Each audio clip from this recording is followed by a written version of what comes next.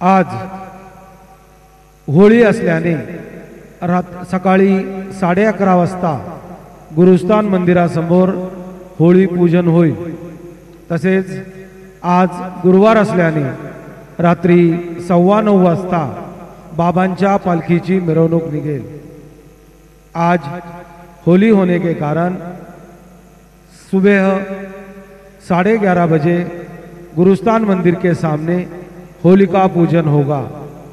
आज गुरुवार होने के कारण रात 9:15 बजे बाबा के पालखी की शोभा यात्रा निकलेगी। आता शिर्डी माझे पंढरपूर ही आरती होईल। आरती नंतर दर्शनास प्रारंभ होईल। अब शिर्डी माझे पंढरपुर यह आरती होगी। आरती के बाद दर्शन कतार शुरू होगी। श्री सच्चिदानंद सद्गुरु साईनाथ महाराज की जय।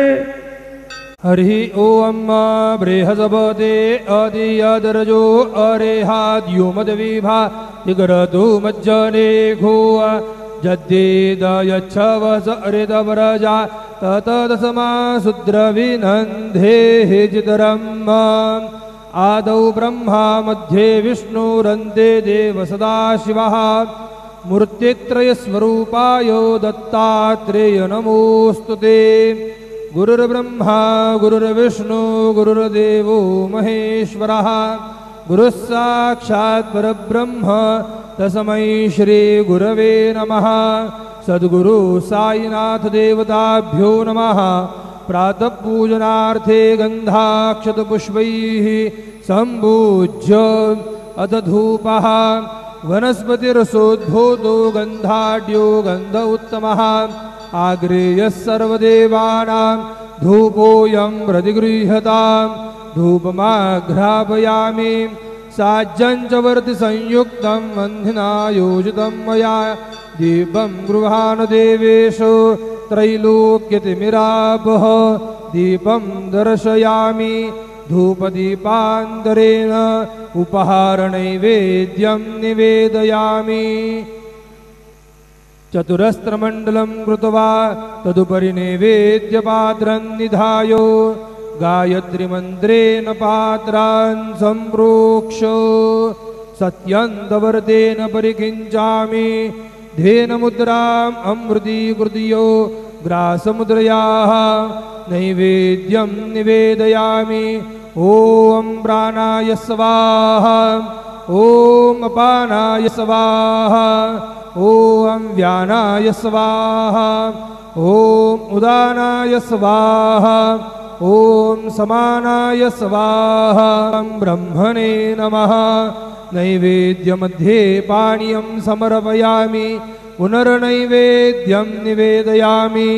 ॐ प्राणाय स्वाहा ॐ अपानाय स्वाहा ॐ व्यानाय स्वाहा ॐ उदानाय स्वाहा ॐ समानाय स्वाहा।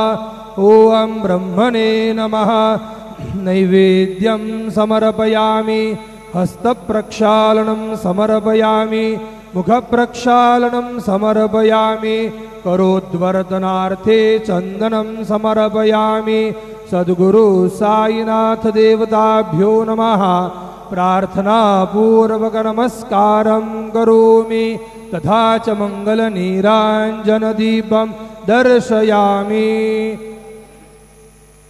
शिर्डी माझे पंढरपूर साई बाबार मावर बाबार मावर साई बाबार मावर शुद्ध भक्ति चंद्र भागा भाव पुंडलिक जागा पुंडलिक जागा भाव पुंडलिक जागा।